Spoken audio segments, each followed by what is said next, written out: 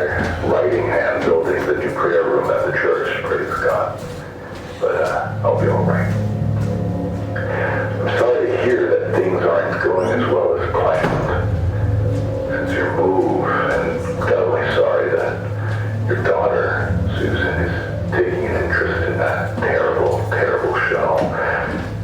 I thought it was clear with my warnings during Mass that involving yourself in those things is not only a sin, but dangerous. And if what you say is true and you're hearing voices, that means she has brought something home with her. Something evil, possibly demonic. I will pray on the matter, but Michael, I have to be honest with you. It won't be easy. I don't know if she can be saved.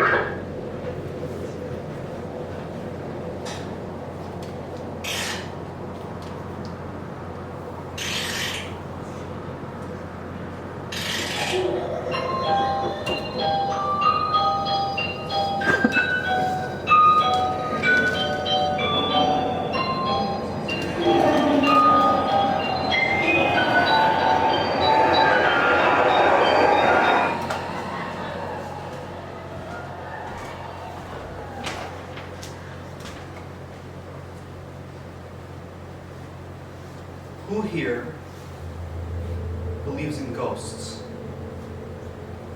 Who here knows a ghost story?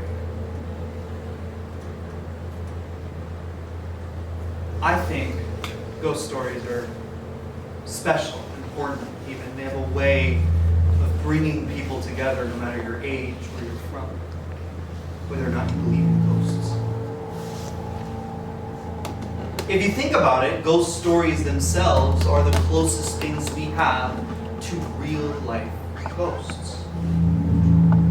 After all, what else does a dead man leave behind other than the memories and tales we share about them after we're gone? And just like ghosts, it's usually the terrible people that linger the longest, that still haunt us even after death. But, to quote my favorite author, Stephen King, sometimes dead is better. Welcome, all of you, to the Laughing in the Dark. I invite all of you to join a real-life ghost story. Over 60 years ago, 1959, a man by the name of R.C. Graves held a series of spook shows. Ghost shows. And in these shows, he supposedly summoned the dead. After 3 short weeks, the show was shut down, and audiences claimed it was bizarre, strange, disturbing, dangerous.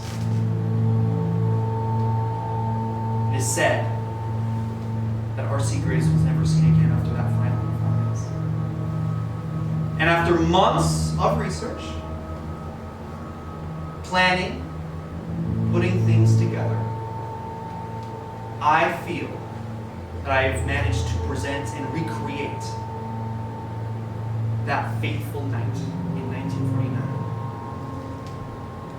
where R.C. Graves spoke to the dead. Now, it would seem unfair to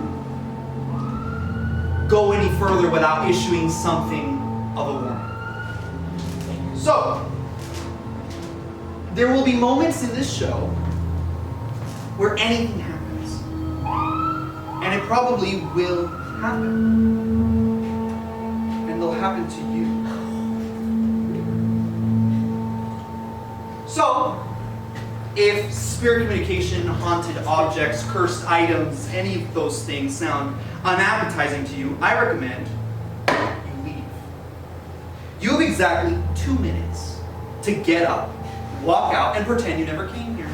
Obviously, there will be no judgment other than the terrible, nasty things I say about you as you walk out. But I want to make it very clear that there is no one here holding a gun to your head and forcing you to stay. That's not what's happening. Tonight, whatever your decision is, make it quick. Because tonight we're gonna invite death to come and play. And from what I know, death doesn't like to come right alone. How is everyone doing tonight? Everyone's good? Everyone's excited for Halloween? Good. So am I. Just letting you know, those 2 minutes are ticking. Okay. Now, I don't want to seem that warning was just played for laughs or something like that. I want to make it very clear that this show is not for everyone. And to justify this, to prove that it in fact is not for everyone, we're going to play a game. A terrible, terrible game. This show is extremely interactive in the sense that I will call upon you to come and help me here on stage. So, I'm going to need my first volunteer. I need somebody who's brave and not squeamish. Someone who is not afraid of needles. Who here thinks they're brave enough to join me here on stage? Any hands? Any takers? If you do not decide, I will pick for you. Oh, is there somebody back there? Hi, sir. What's your name? Malinga. Sorry? Malinga. Novenga? Mal. Mal? Mal as in Malinga. Oh, okay. Sorry. Okay. Okay. You seem eager. Why don't you join me here on stage? Big round of applause. Now, just face here in the front. Now, like I said, we're gonna play a game. This is not a good game. It's a very bad game. Do not play this game. I'm just doing it just to prove that I'm unwell. You feel comfortable standing next to an unwell man? Fine, I'm open to new experiences. Lovely. We're gonna get along. I feel it. All right. So I'm actually gonna ask you to take just a little step forward and just no, don't face the audience now. Are you much of a fisher? Do you like? No. No. Yeah, me neither. I hate it. But I do have family that is very much into it. A family member taught me this game, and as a person that enjoys gambling, this game sort of opened a world for me, and I've yet to lose this game. All right. So before I introduce this game, I want you to just do a couple things for me. Inside of this little tin, it's an emergency survival kit. Inside, I have one thing. Actually, I have a couple things. I have a hook and some string. Now, I want to make something very clear. Only one of these strings is tied to the hook. Only one. The rest are loose and I'm holding them. What I want you to do is take out your pinky and I just want you to confirm and touch the tips of the hook and to really prove that it's sharp and real. Sharp and real. Sharp and real. Now, I want you to raise your right hand. Don't worry, nothing will happen to your hand. Nothing will happen to your hand. No, but raise it. I want you to repeat after me. I, and then say your name. Malinga. Take full accountability, full responsibility to any and all harm that may fall upon Francisco Perez. Harm that falls upon Francisco Perez. Francisco. That should hold up in court. It's fine. Now, I'm going to explain the game. Okay? You can put your hand down. Don't relax. Lillian tried and failed. Tonight, I would like to demonstrate an attempt table tipping, but in a way that would have fooled me without touching the table. With this, I will need another volunteer to join me here on stage. You, sir. Please, big round of applause.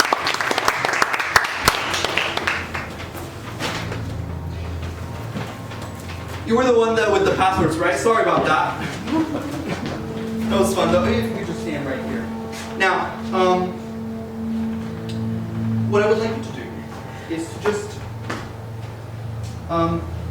do you have And is there anyone that you can think of that means something to you, like somebody that's important to you? Doesn't need to be dead or alive, just anything, anyone, right? Sure. You can think of them? Perfect. What I would like you to do is just to write their name on this line, and then just fold it up the way it was.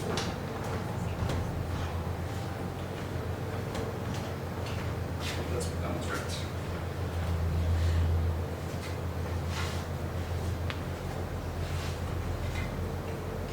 There you go, you got it? So now, I know I'll take this. I know the lighting here is a little bit kind of intense, but I just want you to can you just peek? There's no slits, gaps, anything that I can sort of steal. No. Place this in here. I would like you to hold on to that. Just keep it in the pocket. Now, during these table tippings demonstrations, they would have 3-4 people gather around a table of this size. Lightweight on purpose, and they would place their hands down on the table. We're not going to do that. What we're going to do is grab it by the tablecloths. We will not touch the table. Now, for this demonstration, we will need darkness, and during these demonstrations, church or Christian music was played to keep at bay anything negative. So if you could please reach down and grab the two ends of the tablecloth, and just hold them up. Get a nice tight grip on that. Now, okay. Now just focus on this person that you've written down, and imagine you're waiting for them at the airport. Okay? Imagine you're eager and excited to see them. That warmth, that feeling of love and eagerness, that's what I want you to feel. That's what I want to welcome you to be. Understood? So close your eyes, just feel that. Take a deep breath in. Deep breath out.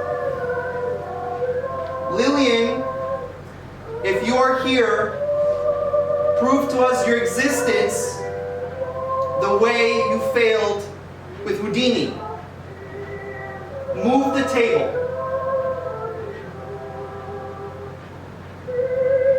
I need you to think harder. Houdini, if you are here...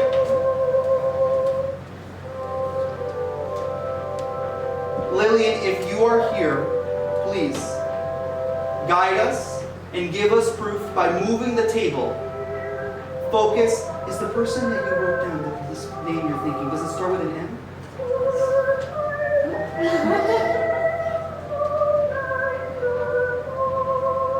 That's good. That's good.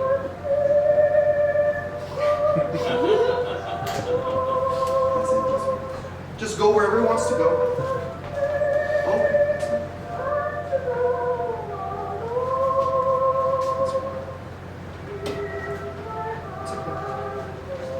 Come more towards me. Okay, that's fine. Does it end with an A, this name?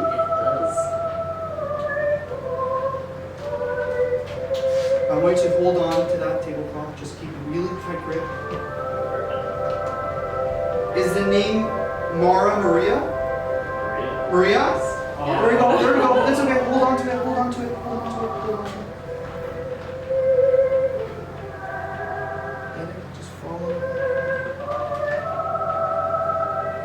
Big round of applause. Thank you so much.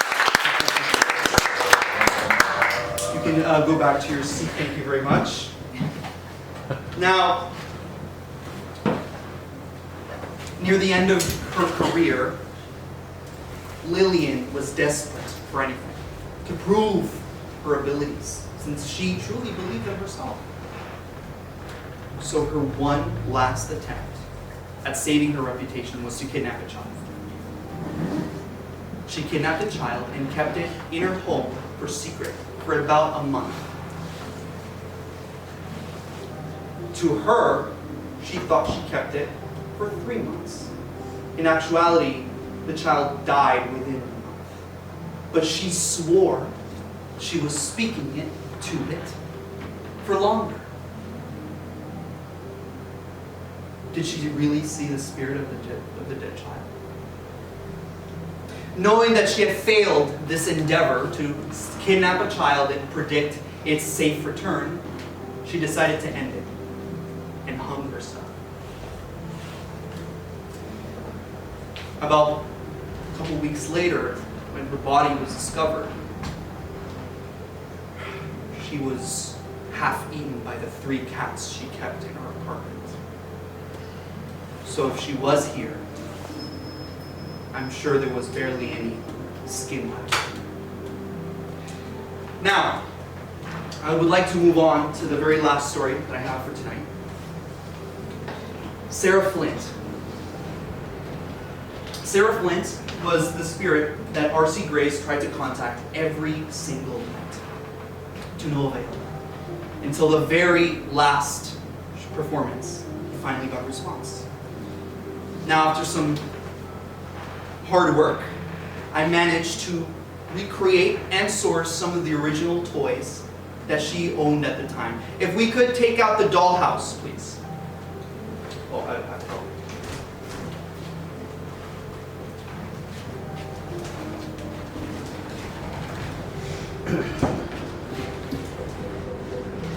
This is a recreation of a Churchill dollhouse. Quite large for the time. The family of Sarah Flint was quite wealthy. But she died at an extremely young age. Invoking her needs personal items. Now, of course, this is more recreation, but it should work just as well. Just to make a few things clear, it is empty and hollow on the inside. Opens up the whole way through. But we are going to try and get some activity out of this box.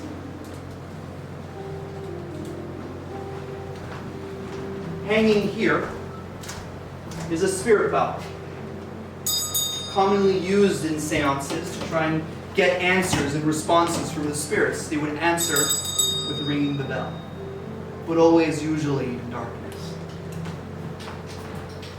We'll place the bell inside the box.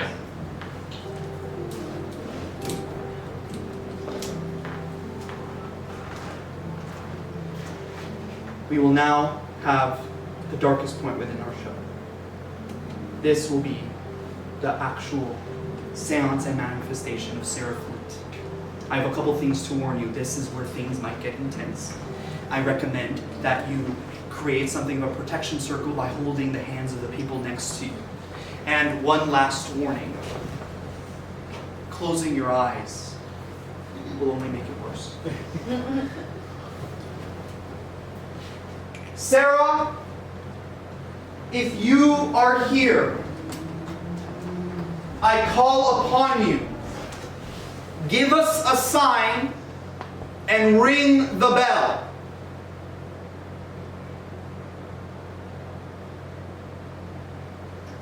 Sarah, I know you're shy. I know you're afraid. You haven't been back for a while.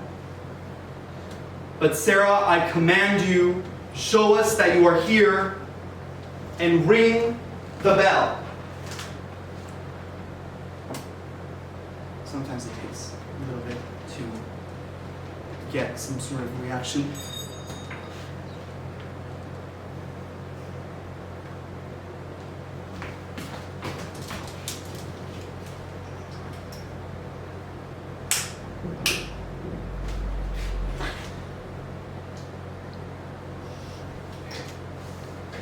Thank you, Sarah, for proving your presence here with us.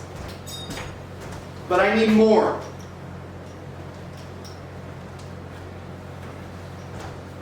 Sarah, I know you're scared. I know you feel anxious about being in front of people, but I need you to join us here. Sarah, if you are here and you are willing to participate, I want you to ring the bell that's hanging here on stage. Where's my flashlight? Sarah, if you are here, please ring the... Can we, you know what, can we get the lullaby music going? Because that might get some more action out of... Sarah, if you are here, I ask you, I beg of you, do not make me look a fool in front of these people. Ring the bell. Show your presence here with us. Sarah, if you're here, ring the bell. I know you've done it before. I know you can do it again. Ring the bell, Sarah. Sarah, ring the bell. Ring the bell, damn it! I know you can do it. Ring the bell, Sarah, please. I'm asking you politely. I know you're scared. I know there's a lot of people here. Can we turn off the music? Can we turn it? Sarah, I need you to be here with us. Sarah, I need you to ring the bell. Can we turn it off? Just shut off the sound. Sarah, can you ring the bell? Ring the bell, Sarah. Ring the bell. Ring the bell! Ring it! Ring the fucking bell! She's here.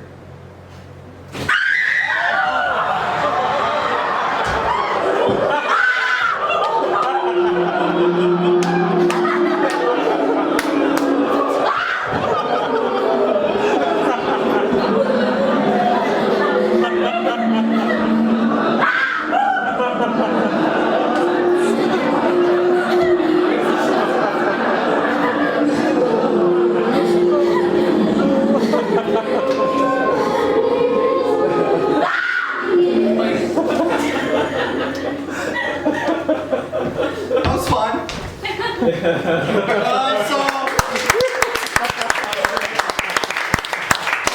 This is my good friend Jen. She's very much alive. This is obviously just a joke. This is our little attempt at scaring you. If this were a real seance by any means, very different things would have happened. But it is based on a very interesting true story.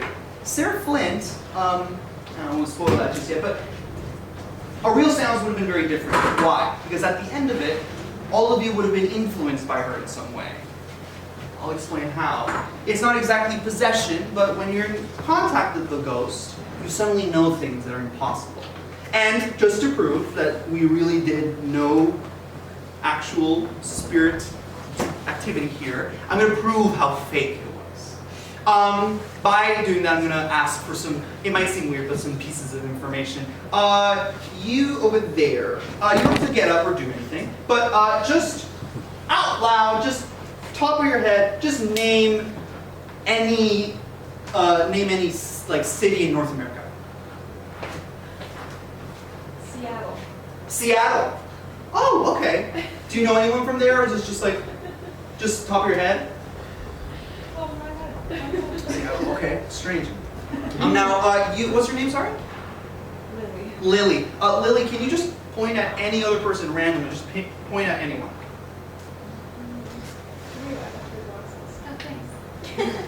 Oh, thanks. You? Sarah. Sorry, Sarah. Sarah. Now, just again, sort of just top of your head. Just name an hour of the day. Any hour. 2 p.m. 2 p.m. 2 p.m. Okay. 2 p.m. Any reason why? I usually get off work around that time. You get off work now. Yeah. So there's like a connection there. Yeah. Okay, Seattle, 2 p.m. Now, can you just point at anyone random? Just point at anyone. That guy. Hat in the front. Hat in the back. Hello. Hey. Your name is Oscar. Oscar. Oscar. Again, might seem strange, but can you just come up with just the name of any like a stuffed animal, like a name you'd give a stuffed animal? Just name. Would be a name, right? Like a name, yes. Sam. Sam. Yeah. Oh god. Sam. No, you guys are laughing, but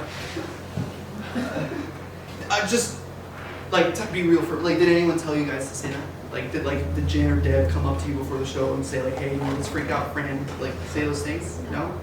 You like genuinely picked Seattle. Yeah. You genuinely picked 2 p.m. and then you genuinely picked Sam. Yeah. Sarah Flint. Not a lot of people knew this, especially the audience at the time. Sarah Flint was the daughter of R.C. Graves, the child who died. And at the end of every show, R.C. Graves would try and contact his child, and every night it would be a fail except for that last night where the audience started knowing things that are impossible. This was supposed to be but hanging there the entire time, I've kept like some pieces of information, some little things that were supposed to prove that this was fake. Can I get the table again? Can I get the table again? Yeah.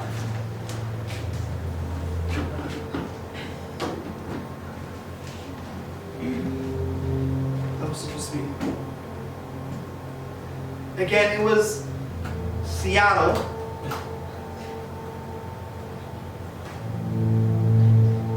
PM and Sam.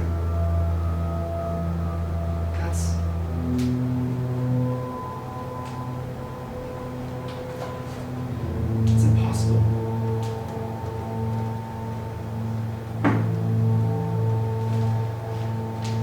Inside here, I wrote down 3 pieces of information, printed them.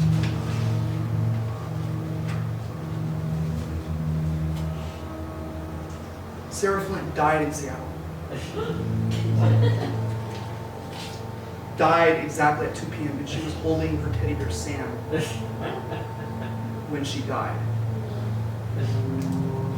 That only means one thing.